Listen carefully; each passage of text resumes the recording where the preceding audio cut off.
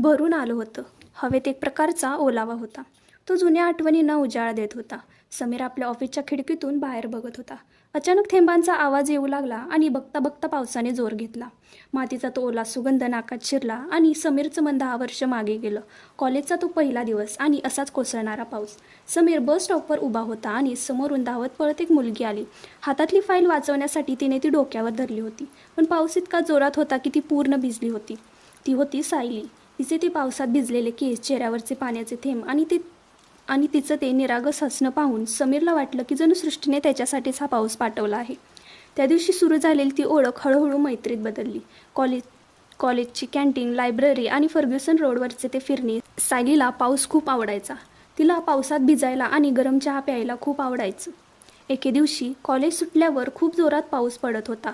दोघंही एका झाडाखाली उभे होते. समीरने हळूच विचारलं, सायली, तुला पाऊस इतका का आवडतो? सायली हसली आणि म्हणाली, कारण पाऊस सगळ्या गोष्टी स्वच्छ करतो, मनही आणि आठवणही. पावसात कोणाचे डोळे ओले झालेत हे कोणाला समजत नाही. समीरने तिचा हात हातात घेतला. त्या स्पर्शात एक वेगळीच ऊब होती. त्याने मनातलं बोलून दाखवलं, सायली, मला प्रत्येक पावसाळ्यात तुझ्यासोबत भिजायचं आहे, फक्त आजच नाही तर आयुष्यभर.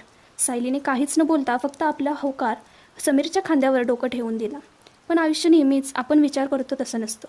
कॉलेज संपलं आणि सायलीच्या घरच्यांनी तिच्या लग्नाचा तगदा लावला. समीर अजूनही स्ट्रगल करत होता. नोकरी नव्हती आणि हातात भविष्यही नव्हतं. सायलीने खूप प्रयत्न केले, पण घरच्यांसमोर तिचं काही चाललं नाही. ज्या पावसाने त्यांना एकत्र आणलं होतं, त्याच पावसाने त्यांना वेगळंही केलं. सायलीच्या लग्नाच्या दिवशी असाच पाऊस पडत होता. समीर दूर उभा राहून तिला जाताना पाहत होता. तिच्या डोळ्यातले पाणी पावसाच्या थेंबात मिसळून गेलं होतं. आज 10 वर्षानंतर समीर एका मोठ्या कंपनीत मॅनेजर आहे.